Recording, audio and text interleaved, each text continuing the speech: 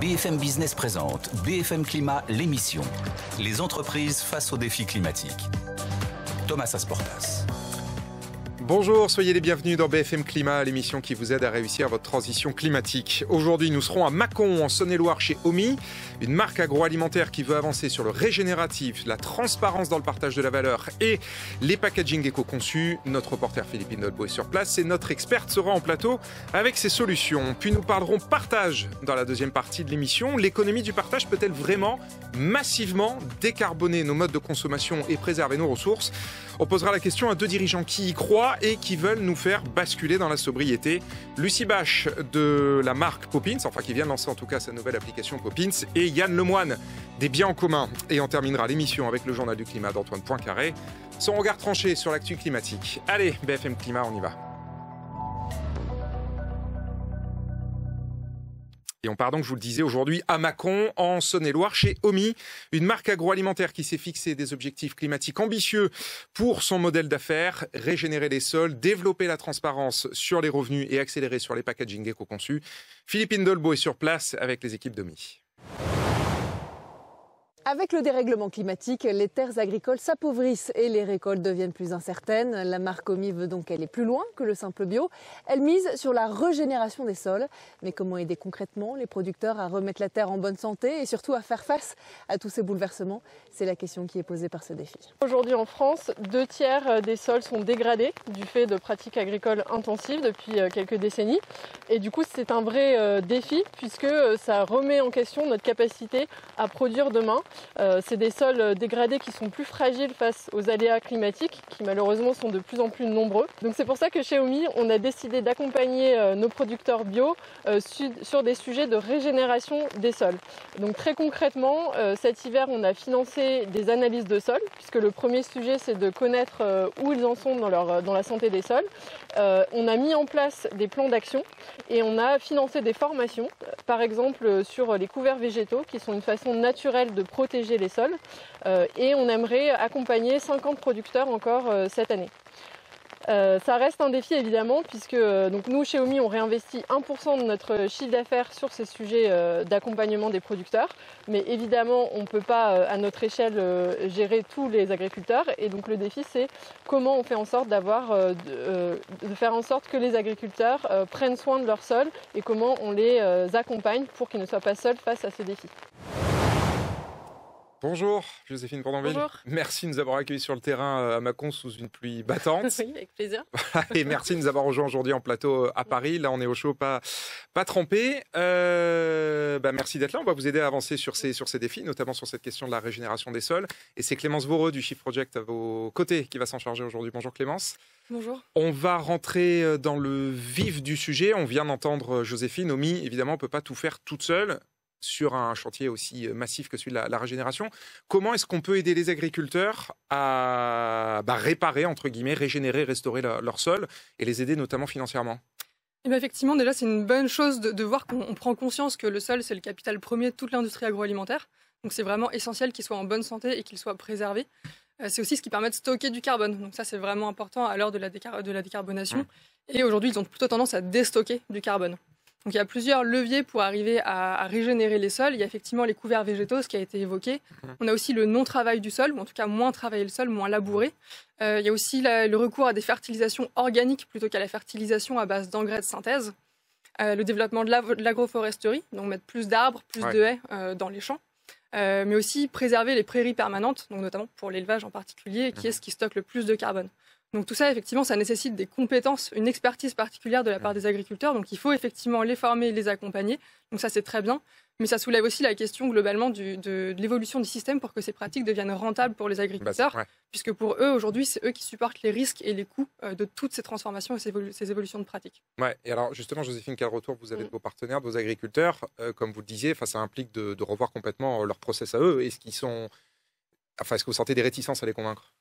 Non, à vrai dire, ils sont plutôt à l'écoute puisque, comme tu le disais, en fait, c'est une baisse de leur capital qui est le sol, qui est vraiment leur actif. Quand on est agriculteur, le sol, c'est ce qui va nous permettre de vivre dans son travail. Donc, en vérité, protéger les sols et trouver des façons de le faire, ils sont très à l'écoute de ça, sachant que nous, on travaille avec des agriculteurs qui sont déjà en bio, donc qui sont déjà dans une démarche de réduction de leur impact. Donc, aller sur des sujets de réduction du travail du sol, de réintroduction de couverts végétaux, de réintroduction d'arbres, effectivement, dans les champs, c'est des choses sur lesquelles ils ont envie d'être accompagnés. Le sujet, c'est vraiment, justement, comment financièrement ça peut être accompagné. Et vous, d'ailleurs, d'un mot là-dessus, vous disiez, vous investissez 1% de votre chiffre d'affaires auprès d'eux, vous pourriez faire plus ?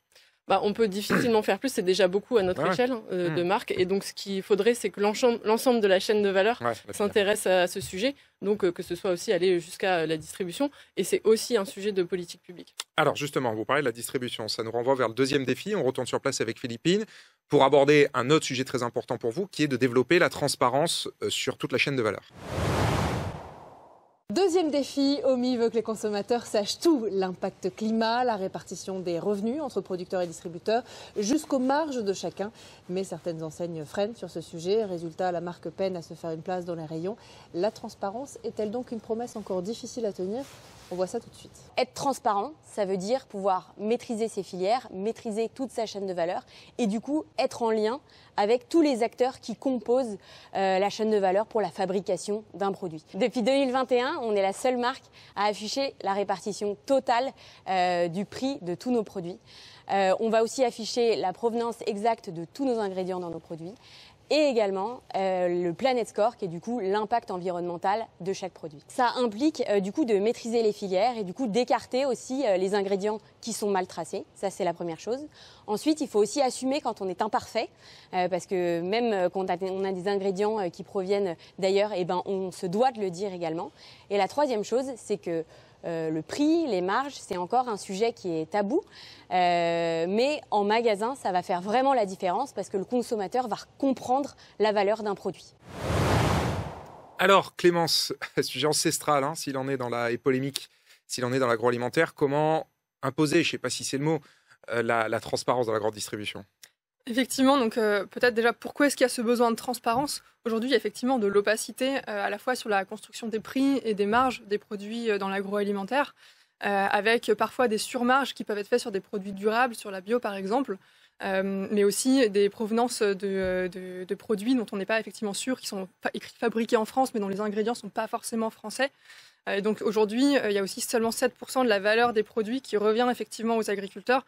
Donc tout ça, ça crée beaucoup de défiance chez les consommateurs qui finalement ont du mal à orienter leurs achats. Ils ne savent pas forcément comment s'y retrouver, notamment avec la jungle des labels qui prolifèrent de plus en plus de qualité très variable. Donc tout ça, ça rend les choses compliquées. Donc il y a un besoin globalement de regagner la confiance des consommateurs. Donc ce que fait Omi va évidemment dans le bon sens. Après, il y a la question de comment on change le système dans son ensemble pour généraliser cette transparence. Et donc ça implique effectivement de reprendre un peu le système à la base, de réfléchir, parce que quand on est dans les circuits de distribution classiques, on ne peut pas avoir toutes ces informations-là sur l'étiquette. Et donc la question, c'est comment est-ce qu'on fait pour que ce ne soit pas seulement les consommateurs les plus engagés qui utilisent ces informations pour faire des choix responsables, mais que tout le monde puisse le faire. Et donc ça implique d'embarquer globalement tous les industriels et les distributeurs dans la démarche, à la fois pour systématiser la contribution de l'aval à l'évolution des pratiques des agriculteurs, ce qui est proposé par Omi notamment, mais aussi de limiter les surmarges qui peuvent être faites sur les produits durables, tout en travaillant à s'assurer que l'offre reste là, pour qu'elle soit bien, les produits restent bien en rayon et bien valorisés. Et donc ça implique d'embarquer ces acteurs-là de manière volontaire autant que possible, mais aussi réglementaire si à la fin ça ne fonctionne pas. Et Joséphine, donc vous avez cette démarche avec Omi de transparence à la fois pour des raisons climatiques et sociales. Est-ce que la transparence fait vendre ? Est-ce que vous vendez plus parce que vous êtes plus transparent ? Oui, je pense qu'il y a vraiment une volonté des consommateurs d'avoir l'information. Donc, en fait, ça crée de la confiance. Et la confiance, effectivement, elle est... C'est bon pour le business. C'est bon pour le business.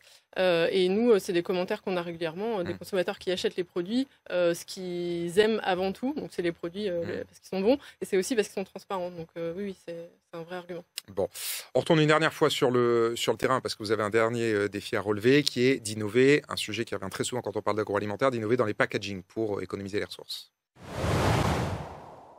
Emballage biosourcé, réduction du plastique ou encore éco-conception, OMI vise des packagings plus responsables. Mais entre les contraintes techniques, les normes de conservation et les habitudes des consommateurs, l'équation est loin d'être simple. La question que pose ce défi est donc la suivante. Peut-on vraiment concilier écologie et praticité dans nos placards?